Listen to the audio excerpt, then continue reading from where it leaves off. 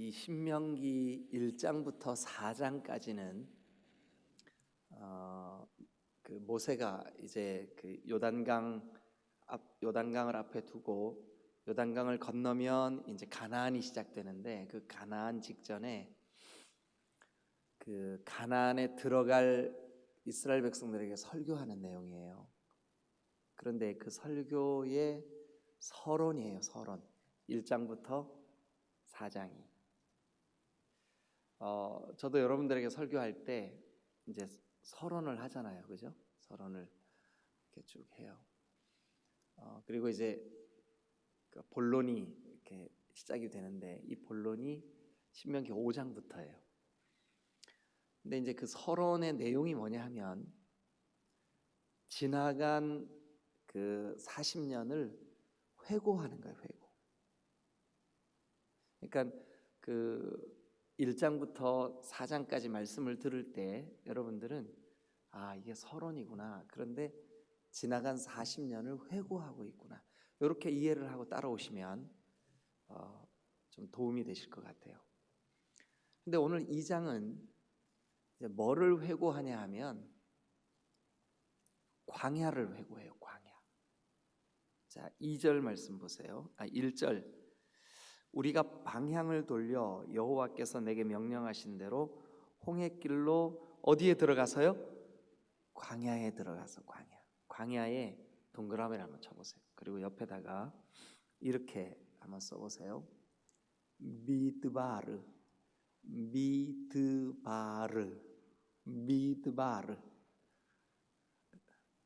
못 받아 적으셨어요? 다시 한번 해볼까요? 미드바르.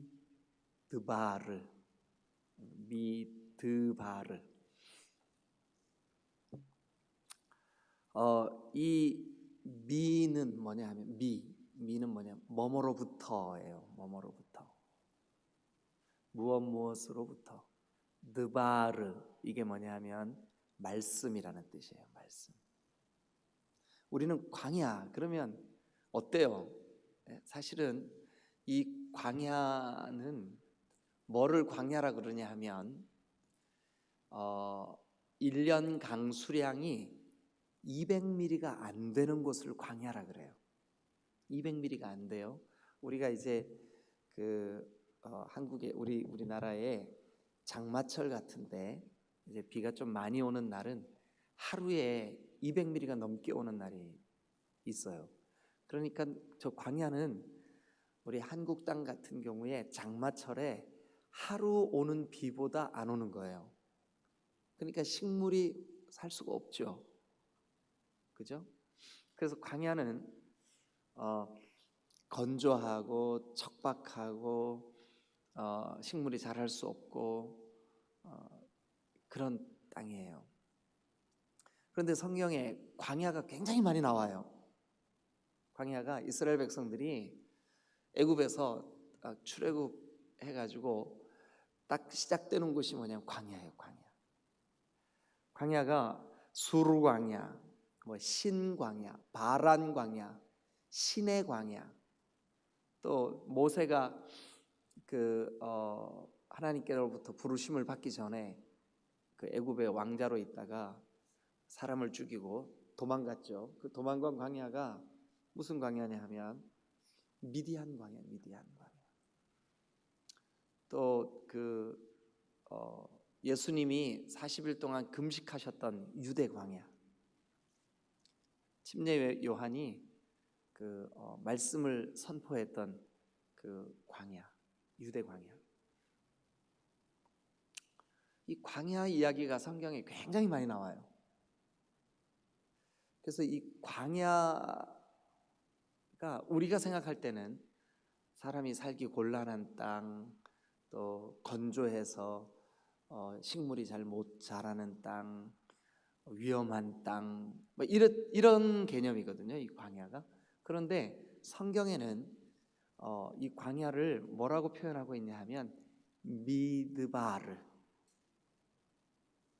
하나님의 말씀이 주어지는 곳, 하나님의 말씀이 선포되는 곳. 이상하죠, 그죠? 예. 만약에 우리 대한민국 사람들 보고 광야를 뭐라고 표현할까요? 하고 이름을 지어보라 그러면 진짜 말 그대로 광야예요. 광야. 아주 넓은 아주 척박한 장소, 광야. 근데 히브리 사람들은 그렇게 생각 안 했어요. 뭐라고 생각했냐 하면 하나님의 말씀이 주어지는 곳이라고 생각했어요.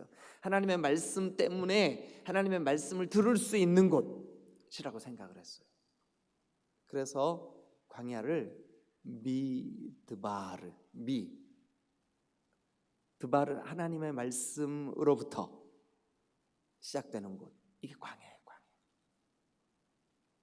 자, 그러면 이 광야라고 하는 말을 오늘 아침에 좀 생각해 볼 텐데, 우리 성경을 한 곳 좀 찾죠.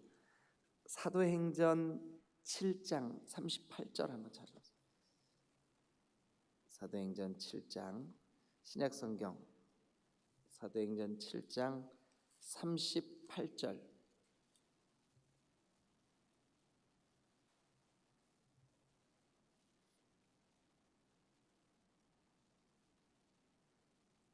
신약성경 198페이지입니다. 198페이지.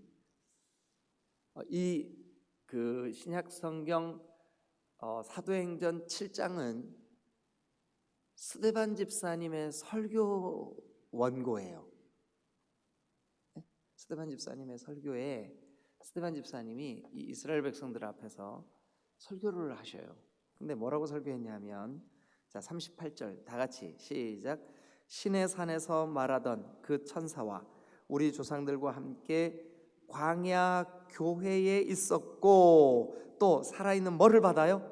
말씀을 받아. 그러니까 스데반 집사님도 광야는 뭐 하는 곳으로 이해를 하셨을까요? 말씀을 받는 곳으로 이해를 했어요. 말씀을 받는 곳. 그런데 광야를 이 스데반 집사님은 뭐라고 해석을 했냐면 교회로 해석을 했어요. 교회. 광야 교회. 광야 교회에서 자, 그러면 이제 다시 그 신명기 2장으로 한번 가보시죠. 신명기 2장. 신명기 2장을 펴시고 이제 고개를 들고 저를 한번 쳐다보세요. 모세가 이제 마지막 죽음을 앞두고 자기의 유언과 같은 설교를 하는 거예요. 지금 이제 이 가나안에 들어갈 신세대들, 그러니까 9세대들은 이미 광야에서 다 죽었어요. 이제 신세대 이 사람들이 가나안에 들어갈 거예요. 근데 그 가나안에 들어가기 직전에 모세가 이제 마지막 설교를 하는데 그들에게 회고해요. 되돌아봐. 지난 40년을. 그러면서 뭐라 그러냐면, 너희가 출애굽해서 광야를 지나왔구나.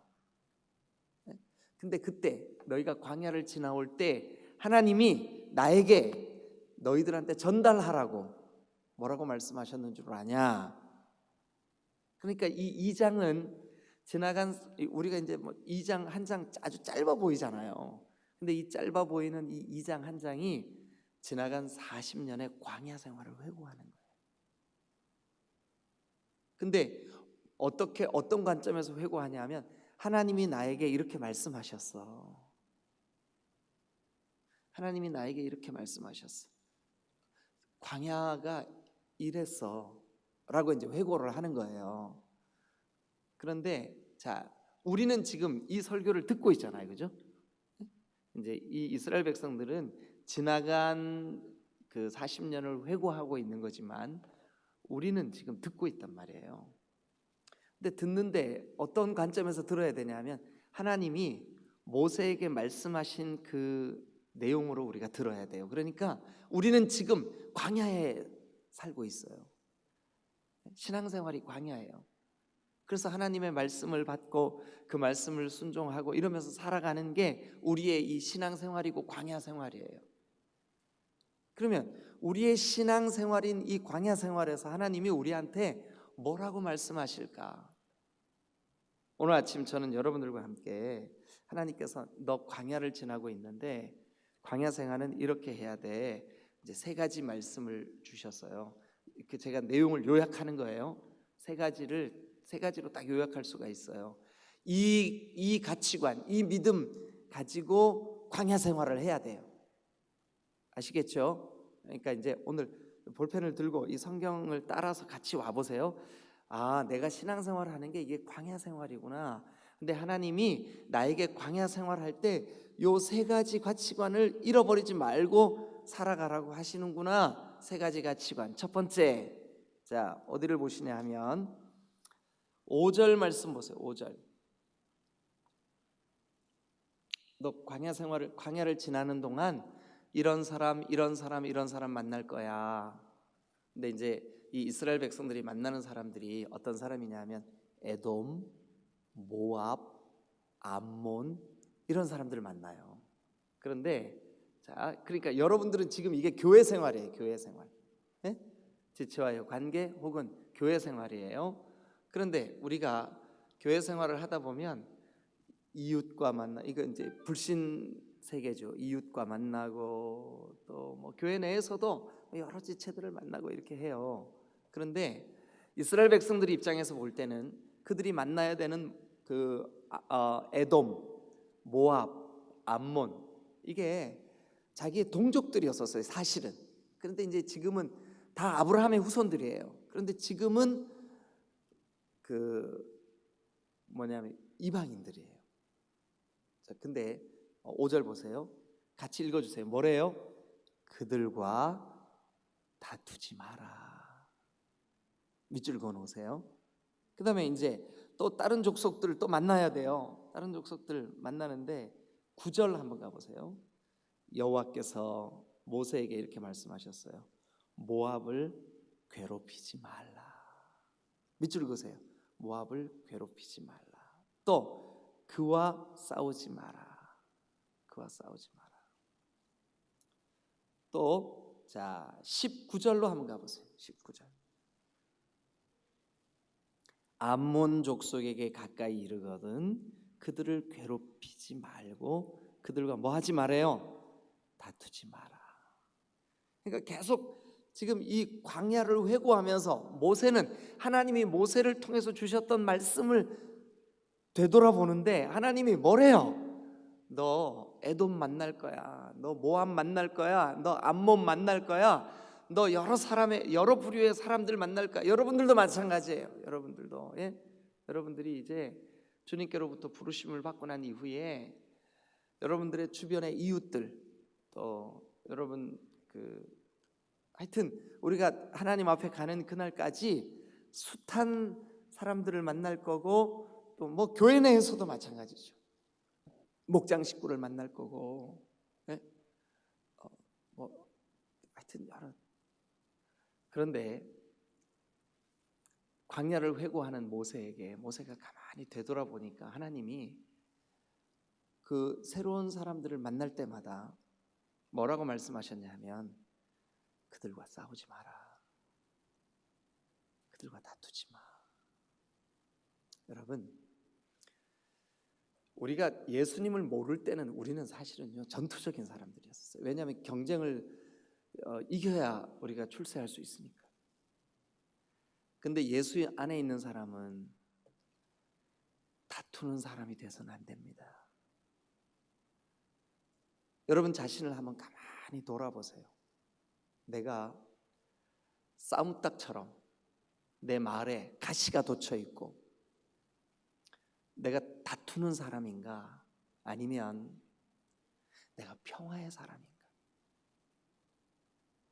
말 한마디를 해도 정말 예수의 생명이 그 안에 있는 사람은 평화의 사람이에요.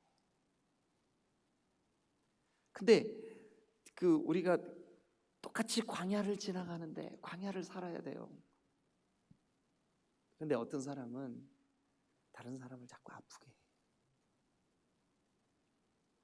근데 다른 사람을 아프게 하고 있다는 것조차도 본인이 모를 때가 많아.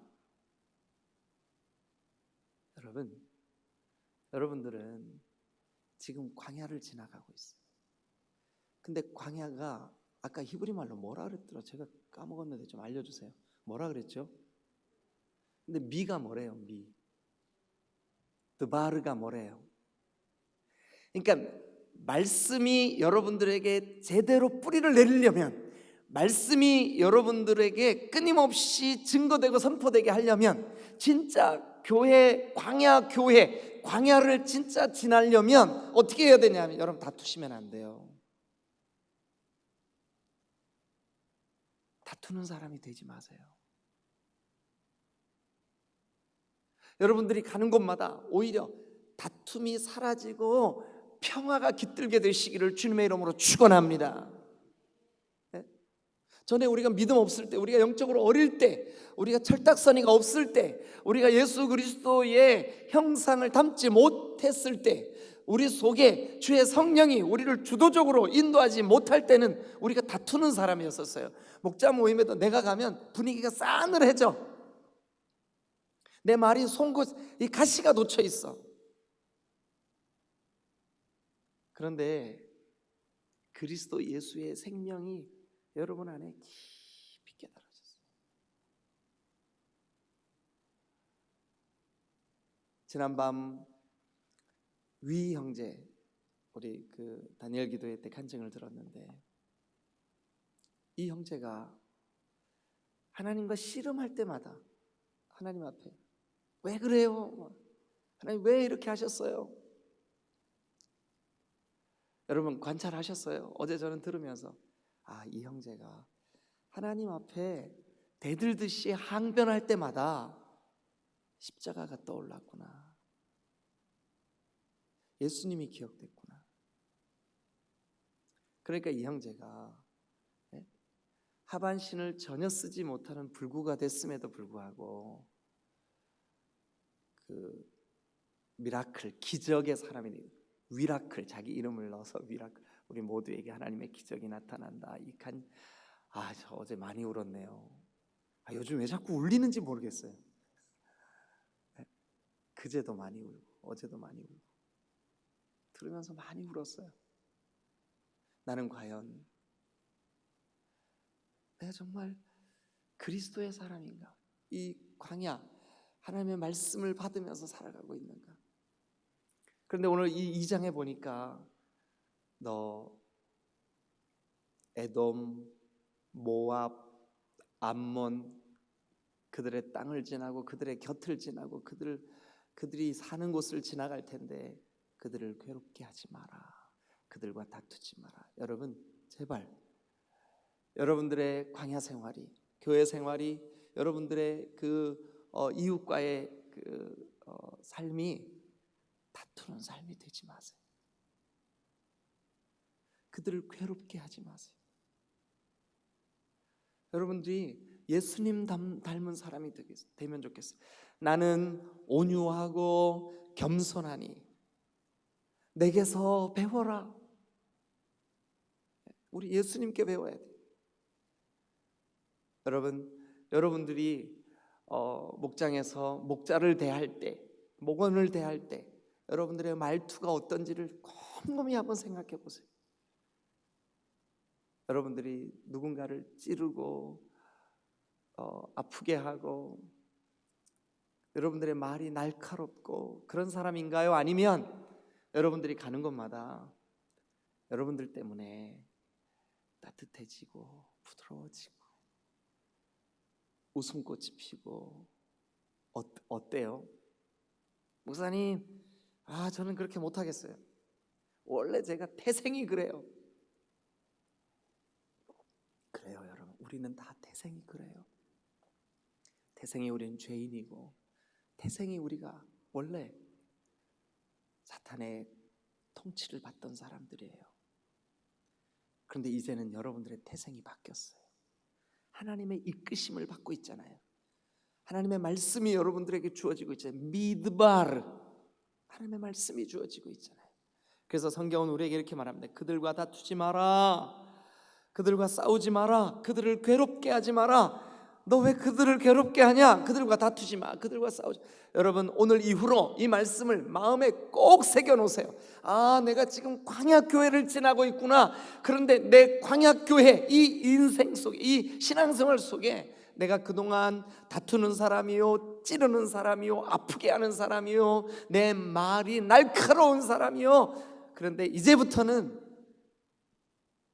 나의 광야교회는 누군가를 세우고 격려하고 힘을 북돋아주고, 여러분들의 목자가 여러분들을 생각할 때, 목장을 이끌 때 내가 외롭고 힘들고 그런데 저 지체 때문에 내가 힘을 얻고 격려를 받고, 여러분 그 사람이 진짜 예수 믿는 사람이요, 그 사람이 진짜 미드바르, 하나님의 말씀이 그에게 주어지는 그런 하나님의 사람인 줄로 믿으시기를 축원합니다. 아멘. 네, 여러분 그런 사람 되셔야 돼요. 두 번째, 광야교회를 지나고 있는 우리에게 하나님이 주시는 말씀, 우리가 꼭 기억해야 돼요. 이 말씀 잊어버리면 안 돼요. 7절 봅니다. 7절 다 같이 읽겠습니다. 시작. 너의 하나님 여호와께서 네가 하는 모든 일이 너에게 뭐를 주셨으므로 복을 주시고, 너에게 복을 주시고. 아니 무슨 광야가 복입니까? 광야가 무슨 복이에요? 거기 위험이 있고, 거기 건조함이 있고, 거기에 얼마나 여러분 뜨거운 태양이 이글거리고 있습니까? 물이 없고 먹을 것이 없고.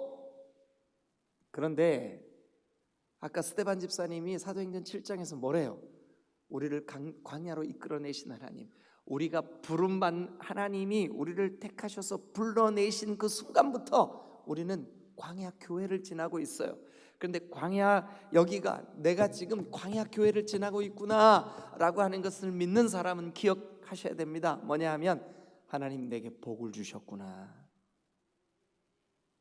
하나님이 불러내신 그 사람에게 하나님이 광야를 지나게 하시는 그 자체가 복인 줄로 믿습니다. 이거 기억해야 돼요. 아, 내가 다투면 안 되는구나. 두 번째, 내가 지금 광야를 시작한 내 인생, 하나님이 나를 불러주신 내 삶이, 내 신앙이, 내 그 예수 믿고 광야 교회 이 자체가 나에게 복이구나. 왜 복이냐 하면 이것 때문에 복입니다.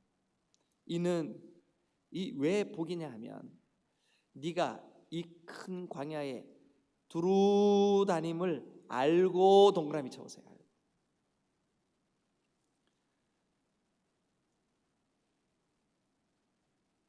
그런데 그 7장의 문장 구조를 보시면 네 하나님 여호와께서 네가 하는 모든 일에 너에게 복을 주시고, 네가 이 큰 광야에 두루 다님을 알고, 그러면 누가 아는 거예요? 이 광야를 네가 다니고 있다는 걸 누가 아는 거예요? 지금 이 7절 말씀의 그 문맥을 보면 하나님이 아시는 거잖아요.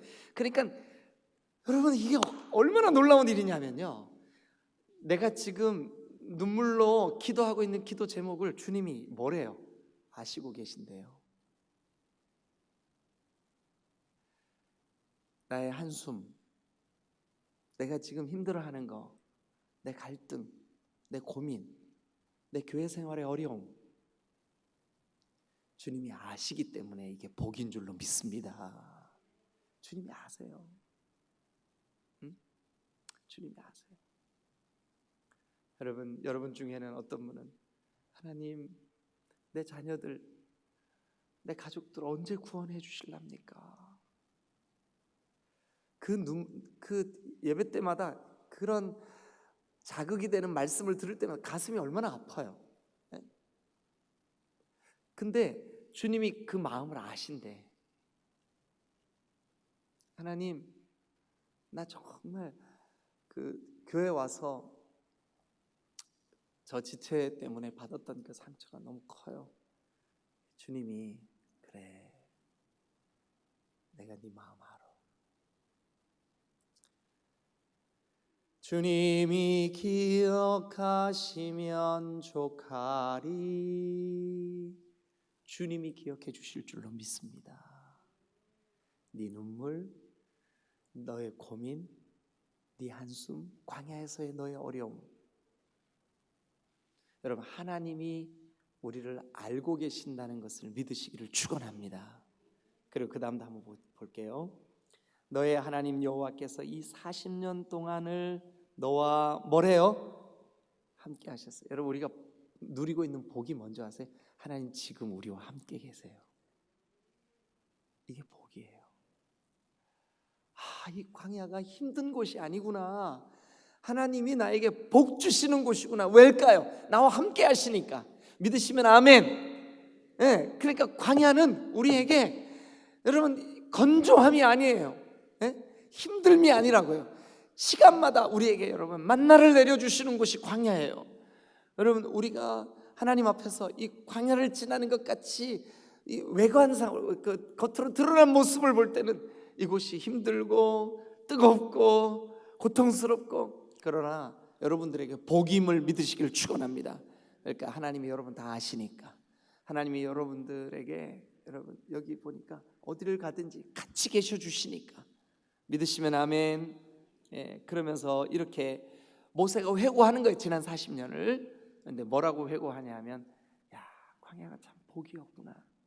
왜 그러냐면 하나님이 우리를 아시고 우리가 가는 곳마다 같이 가주시고, 그리고 제일 끝에 뭐라고 되냐, 너에게 부족함이 없었느니라. 우리를 부족함이 없게 하시니까. 아멘. 예, 여러분 우리가 주님, 제가 지금 광야를 걷고 있는 것 같아요. 근데 여러분 우리의 교회 생활이 광야예요. 근데 이 광야가 복이래. 왜 복이냐? 하나님이 나를 다 아신대요. 그리고 나와 함께 하신대요. 그래서 우리에게 부족함이 없게 하신대요. 그래서 우리에게는 이게 복이라는 거예요. 그래서 여러분 광야를 지나는 동안 절대 여러분들의 삶이 다투는 삶이 되지 않게 되시기를 주님의 이름으로 축원합니다. 괴롭게 하지 마세요. 네? 여러분들의 지체를, 여러분들의 목장 식구를, 여러분들의 가족을, 여러분들의 그 가까이에 있는 교회에서 늘 대하는 누군가를, 그리고 여러분 이웃을, 여기 지금 이 2장 본문에는 에돔과 모압과 암몬, 이 사람들 하나님 모르고 살아가는 사람들이니까 어쩌면 우리에게도 이 광야 교회를 네 주변에 있는 불신자를 괴롭게 하지 마라. 그런데 여러분 우리 주변에 있는 지체를 포함해요. 네 곁에 있는 지체를 괴롭게 하지 마라. 그리고 너의 광야를 복으로 알아라.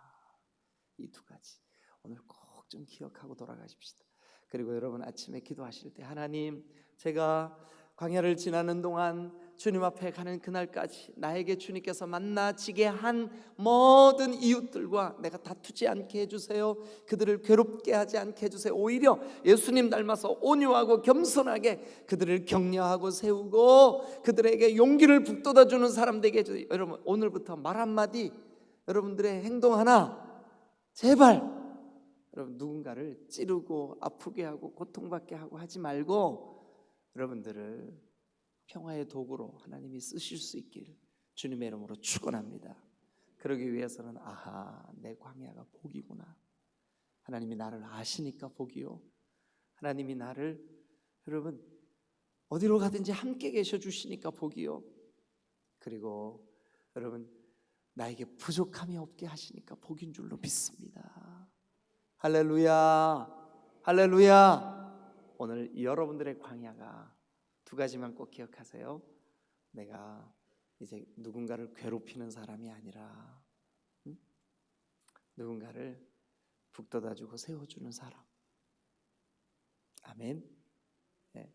또 여러분 나를 주님이 부르셔서 광야를 지나게 하시는 이 기간이 내게 복된 시간이구나. 여러분 오늘 여러분들이 혹시 누군가를 말로 또 여러분들의 행동으로 괴롭게 한 일이 오늘 아침 기도하다가 떠오르면 오늘 안에 해가 지기 전에 반드시 그분에게 전화를 하시던 오늘 밥을 사주시던 만나셔서 미안합니다. 제가 철딱서니가 없어서 주님이 나를 불러내셔서 이렇게 광야를 걷게 하신 것도 모르고 괴롭게 했습니다. 좀 용서해 주세요. 이렇게 하시는 성숙한 그리스도의 사람이 되시기를 주님의 이름으로 축원합니다. 기도하시겠습니다.